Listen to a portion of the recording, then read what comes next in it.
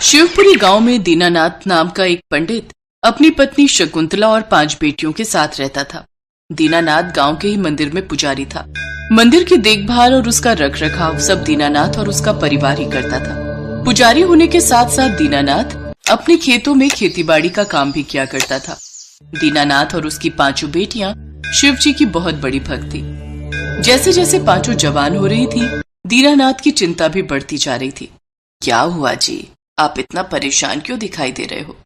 मेरी परेशानियों का कारण तो तुम जानती ही हो शकुंतला। जिस बाप के घर में 5-5 जवान बेटियां हों, भला उसे चैन की नींद कैसे आ सकती है? जिस गरीब बाप के पास एक बेटी की शादी करने तक की जमा पूंजी ना हो, भला वो अपनी 5-5 बेटियों की शादी कैसे करेगा? आप चिंता क्यों करते हो जी? आप ही तो कहते हो अपनी ये 5 बेटियां शिव जी की बेटियां हैं, तो फिर इनकी चिंता भी शिव जी पर छोड़ दो और उन पर अपना विश्वास बनाए रखो। मुझे उन पर पूरा भरोसा है शकुंतला। अगले दिन दीनदयाल की 5 बेटियां निधि, पूर्णिमा, संगीता, अनामिका और प्राची नहाकर तैयार होकर मंदिर पहुंच जाती हैं और शिव जी की पूजा अर्चना करने लगती हैं। निधि ने शिवलिंग के आगे धूप जलाया, पूर्णिमा ने ज्योत, संगीता ने चंदन का तिलक लगाया, अनामिका ने बेलपत्र और धतूरा चढ़ाया और आखिर में प्राची ने जलाभिषेक किया। इसके बाद 5 शिव मंत्र का जाप करने लगी। ओम नमः शिवाय मंत्र का जाप करने के बाद उन 5 ने आरती की। फिर सबने शिव जी से प्रार्थना की, हे मेरे भोलेनाथ, अपनी कृपा दृष्टि हम पर सदा बनाए रखना, हर मुश्किल घड़ी में हमारा साथ देना प्रभु। इसी तरह 5 बहनें हर रोज मंदिर आकर शिव जी की आराधना करती। जब भी भोले बाबा के मंदिर आती हूँ तो यहाँ आकर एक अजीब सा सुकून मिलता है। सच में मन ही नहीं करता कि इस मंदिर को छोड़कर जाऊं। हाँ, एक अलग ही जुड़ाव लगता है शिव जी के इस मंदिर से।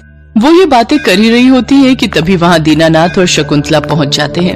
उनकी बातें सुनकर दीनानाथ और शकुंतला पुरानी यादों में खो जाते हैं। हे प्रभु, हम दोनों दिन रात आपकी सेवा करते हैं, आपकी पूजा करते हैं। अब तो हमें हमारी भक्ति का फल दे दो और हमारी सूनी गोद को भर दो। मैं जानती हूँ भोलेनाथ कि मैं कभी माँ नहीं बन सकती, लेकिन कोई ऐसा चमत्कार कर दो कि हम दोनों को माँ बाप के सुख से वंचित न रहना पड़े। अपनी कृपा हम पर बरसाओ प्रभु। तभी उन्हें मंदिर के बाहर से किसी बच्चे के रोने की आवाज आती है। अरे, ये बच्चे के रोने की आवाज कैसी? वो दोनों भागकर बाहर जाते हैं तो देखते हैं कि मंदिर के पास जो नदी है, वहाँ एक बड़ी सी फूलों की टोकरी में 5 नवजात बच्चियां बहती हुई आ रही हैं और बीच नदी में जो शिवलिंग है उसने उन्हें रोके रखा है। दीनानाथ झट से नदी में जाकर उस टोकरी को बाहर लेकर आता है। शकुंतला, एक वक्त था जब हम एक बच्चे के लिए तरसते थे, लेकिन आज देखो भोलेनाथ ने अपनी 5-5 बेटियों के माता पिता बनने का हमें सौभाग्य दिया है। सचमुच आज मैं बहुत खुश हूँ। तेरा लाख लाख शुक्र है प्रभु। बाबा, माँ, लो आप भी भोलेनाथ का जलाभिषेक कर लो। भगवान शिव की पूजा करने के बाद वो सभी वापस घर आ जाते हैं।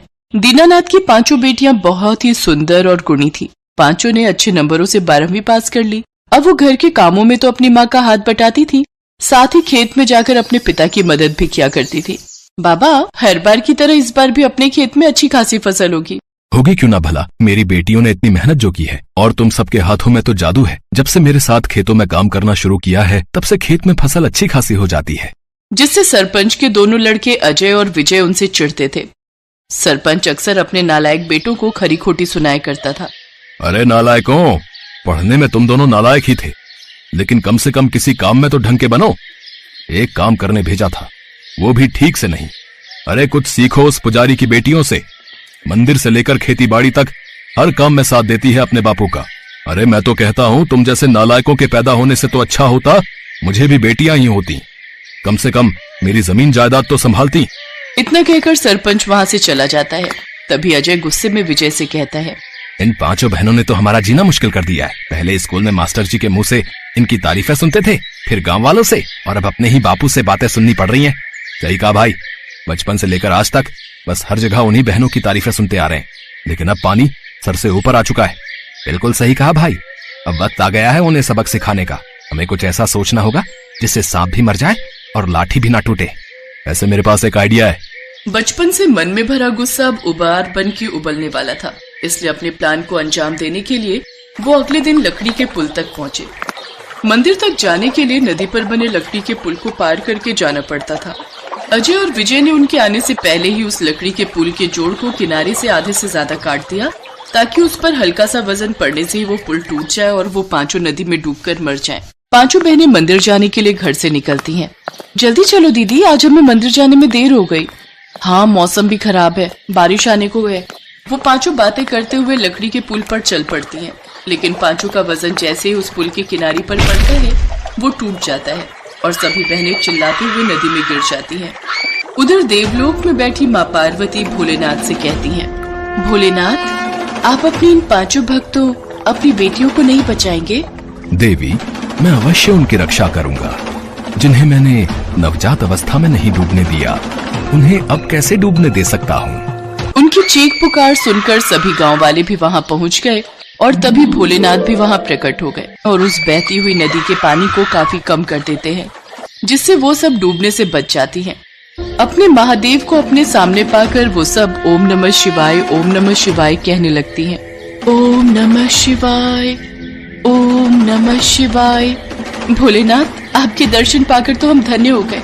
हमारा तो जीवन सफल हो गया महादेव।